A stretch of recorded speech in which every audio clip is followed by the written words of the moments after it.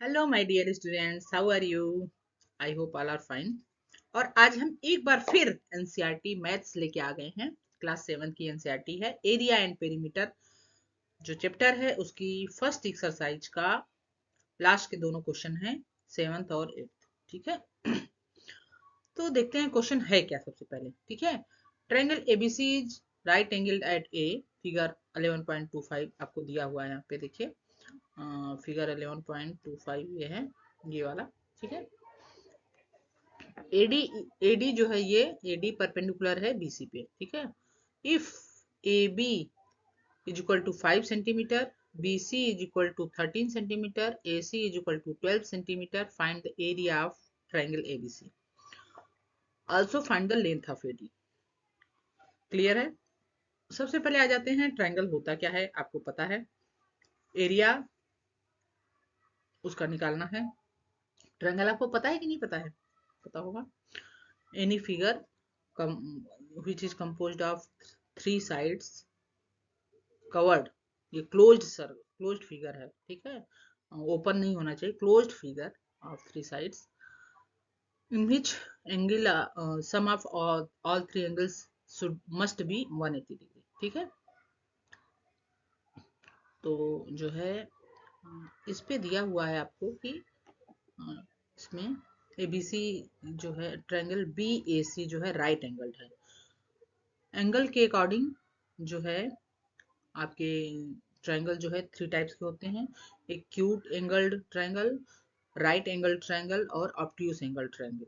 ठीक है, जिसमें एक एंगल जो है 90 डिग्री हो, राइट एंगल ट्रायंगल है। जिसमें एक एंगल जो है ऑब्ट्यूज एंगल हो, ऑब्ट्यूज एंगल ट्रायंगल है। और जिसमें तीनों साइड्स तीनों एंगल्स जो है क्यूट हैं, वो क्यूट एंगल ट्रायंगल। ठीक है, साइड्स के अकॉर्डिंग भी 3 टाइप्स के होते हैं। कौन कौन से बताइए? आइसोसेलस, स्केलेन और आइसोलेटरल ना, सॉरी इक्विलेटरल। आइसोलेटरल, आइसोसेलस होता है, इक्विलेटरल। ठीक है, इक्विलेटरल, आइसोसेलस और स्केलेन। इक्विलेटरल मतलब तीनों, लेटरल मीन साइड्स, इक्वी मतलब इक्वल, तीनों साइड्स इक्वल हैं यानी इक्विलेटरल। आइसोसेलस मतलब 2 साइड्स इक्वल हैं तो आइसोसेलस। और स्केलेन मतलब तीनों साइड्स अलग अलग लेंथ की हैं। ठीक है, इतना आई होप इतना आपको क्लियर है। ठीक, अब आ जाते हैं हम अपने क्वेश्चन पे। ये क्वेश्चन है, ये आपको फिगर दिया हुआ है एबीसी, ये राइट एंगल है ए पे, इसका एरिया निकालना है। हमें पता है कि आपका जो है इसका ट्रायंगल का एरिया का फॉर्मूला क्या होता है, आपको पता है? Area triangle is equal to 1/2 B into L. यहाँ पे बी है बेस और एल है परपेंडिकुलर। ठीक है, जैसे कि BC यहाँ पे अगर बेस है तो इस पे परपेंडिकुलर है AD। ठीक है, और अगर हम AC को बेस माने तो परपेंडिकुलर क्या होगा? परपेंडिकुलर क्या होता है? जो उस साइड पे 90 डिग्री जो है 90 डिग्री बनाता हुआ कोई लाइन खींचा जाए। ठीक है, परपेंडिकुलर है। AC पे 90 डिग्री क्या है? AB। ठीक है, AB जो है AC पे 90 डिग्री बना रहा है, तो अगर हम AC को बेस लें तो इसका परपेंडिकुलर AB हो जाएगा। तो यहाँ पे एरिया क्या हो जाएगा? 1/2 इंटू 12 इंटू 5। AC की लेंथ 12 है और AB की लेंथ 5 है। 1/2 इंटू 12 इंटू 5, एरिया आ जाएगा 60/2 यानी 30 सेंटीमीटर स्क्वायर। आप यूनिट लिख लीजिएगा, सेंटीमीटर स्क्वायर। ठीक है, यहाँ पे एरिया का यूनिट जो है स्क्वायर सेंटीमीटर, सेंटीमीटर स्क्वायर। ठीक है, ये हो गया। अब ये तो हमने एरिया का इसका निकाल लिया एरिया। अब हमें AD निकालना है। AD कैसे निकालेंगे? कोई गेस करिए, करिए गेस, मिल जाएगा, कोई दिक्कत की बात नहीं है।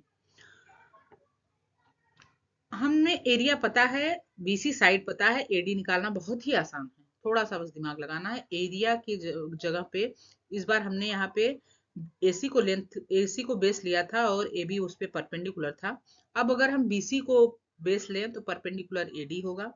ठीक है, यहाँ पे हो जाएगा एरिया का फार्मूला 1/2 इंटू BC की लेंथ 13 और AD हमें निकालना है, तो एरिया हो जाएगा 1/2 इंटू 13 इंटू AD। ठीक, एरिया हम ऑलरेडी निकाल चुके हैं 30 सेंटीमीटर स्क्वायर, इसी ट्रायंगल का एरिया है वो, ठीक है। तो एक तरीके से निकाल चुके हैं, दूसरे वाले में हम पुट कर देंगे बस। 30 is equal to 1/2 into 13 into AD। अब हम इसको जो है सॉल्व कर लेंगे। 1/2 जब जो है 30 से क्या करेगा, मल्टीप्लाई कर लेगा, 30 इंटू 2, और 13 जो है डिवाइड हो जाएगा। AD इज इक्वल टू हो जाएगा 30 इंटू 2/13, यानी कि AD is equal to 60/30, 60/13 centimetre, ठीक है। आई होप ये समझ में आपको आ गया होगा। नेक्स्ट क्वेश्चन क्या है, इसी में देखिए सेम टाइप का क्वेश्चन है और सेम ही सब कुछ है इसमें भी। इसमें क्या है, ये आइसोसेलेस ट्रायंगल है। आइसोसेलेस मतलब दो साइड्स इसकी इक्वल होंगी, ठीक है। AB और AC इक्वल है 7.5 सेंटीमीटर के, ठीक है। और BC जो है, BC 9 सेंटीमीटर दिया हुआ है।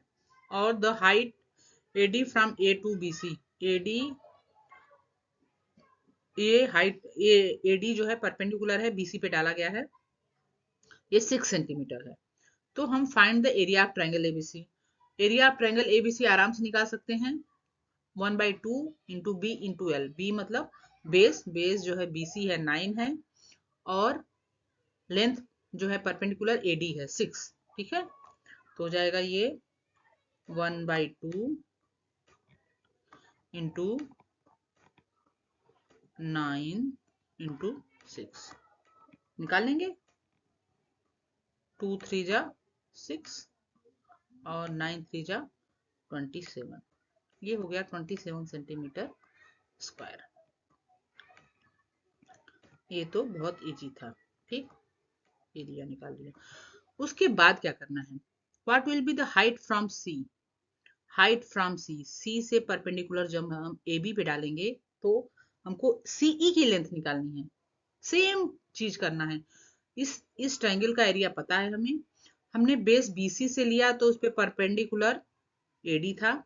अगर हम बेस AB लेंगे तो उस पे परपेंडिकुलर CE हो जाएगा, ठीक है।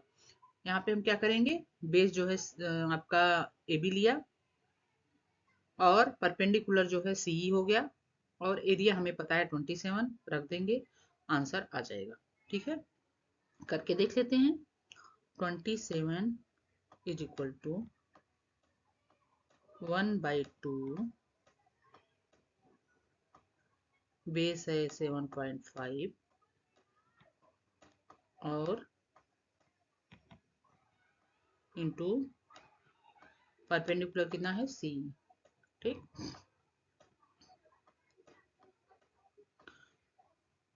2 इधर जाएगा तो इससे मल्टीप्लाई कर लेगा, कितना हो जाएगा ये 54 इज इक्वल टू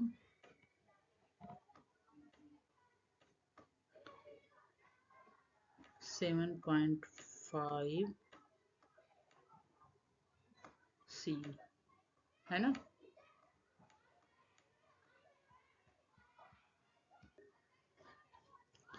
तो यहाँ पे C इज इक्वल टू हो जाएगा हमारा CE is equal to 54 upon 7.5, ठीक है।